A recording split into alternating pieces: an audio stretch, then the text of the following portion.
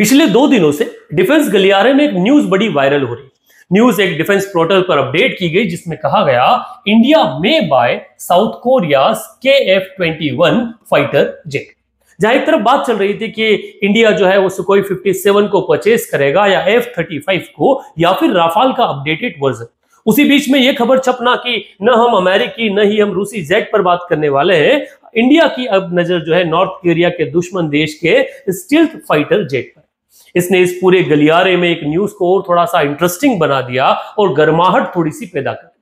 वर्तमान में जो अमेरिका और इंडिया के बीच में टैरिफ वॉर चल रहा है, इसका एक बड़ा जो मुद्दा है वो रशिया से खरीदने वाले ऑयल से बिल्कुल भी नहीं।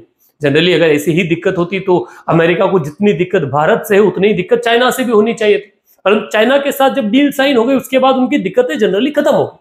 मेन दिक्कत जो अमेरिका की वो ये है कि इंडिया अपने डिफेंस प्रोक्योरमेंट में वो फ्रांस से राफेल खरीद रहा है और रशिया से क्या खरीद रहा है, रशिया से अपने डिफेंस सप्लाई सुखोई वगैरह में बढ़ा रहा है, पर वो अमेरिकन जेट्स को रिजेक्ट कर रहा है बार बार, जबकि उनकी क्वालिटी का लोहा हर कोई मानता है। F-15 one of the best fighter jets के रूप में जाना जाता है and now then later on they are launching F-35। तो भारत को वो ऑफर भी करना चाहते हैं F-35 को, परंतु भारत F-35 को बार बार रिजेक्ट कर रहा है।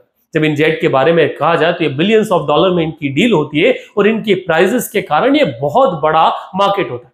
अमेरिकन इकोनॉमी बहुत अच्छा वर्तमान में कर नहीं रही, इसलिए वो डिपेंडेंट है ऐसे किसी मार्केट पे जहां से वो अपने हथियार बेचकर बल्क में पैसा कमा सके। अब पर भारत जो है, भारत इससे अलग कुछ विपरीत सोच रहा है।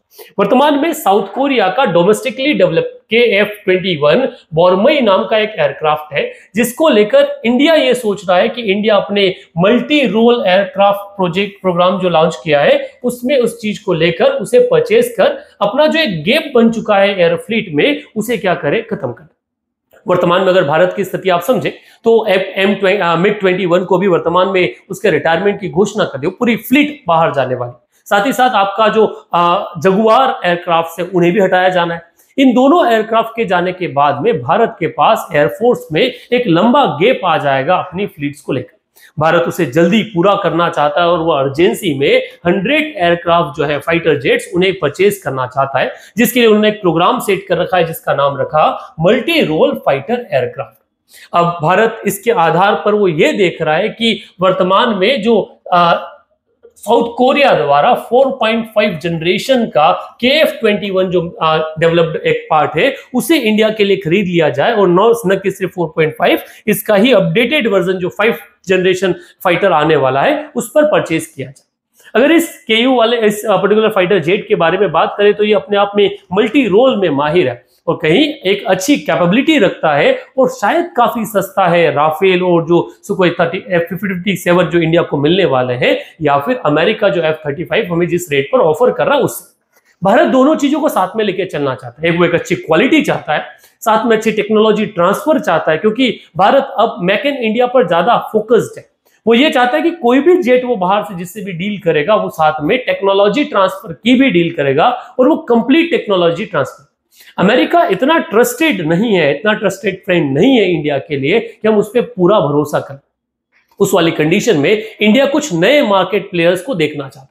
अगर इस एयरक्राफ्ट के फीचर्स के बारे में बात करें तो ये AES रडार और एडवांस एवियोनिक्स से बेस्ड एक पार्ट है जिसमें प्रिसीज वेपन्स जो है एडवांस प्रिसीज मिशन वो डाले जा सकते हैं।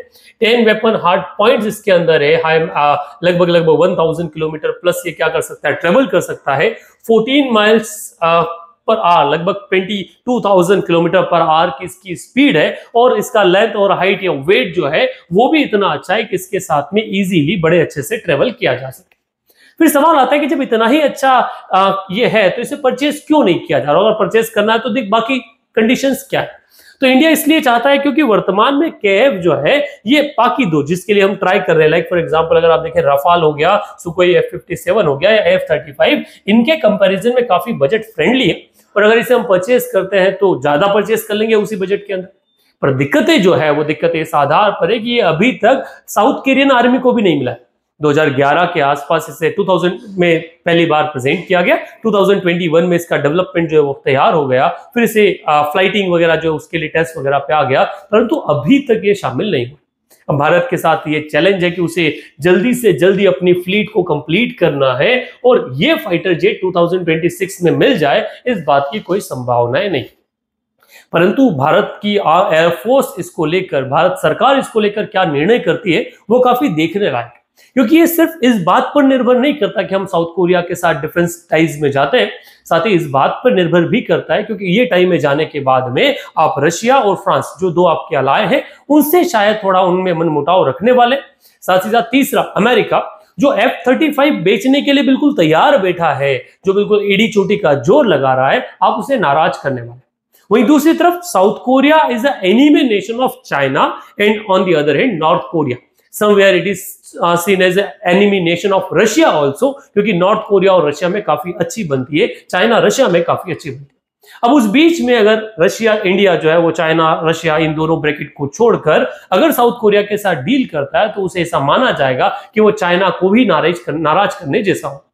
अब इस भारत के नए एम्बिशन को लेकर आप क्या ओपिनियन रखते हैं, कमेंट बॉक्स में जरूर डालिए। क्या भारत को राफेल के लिए जाना चाहिए, सुखोई 57 या फिर F-35, या इन तीनों को रिजेक्ट करते हुए भारत को जो हम KF-21 के बारे में बात कर रहे हैं उस पे जाना चाहिए?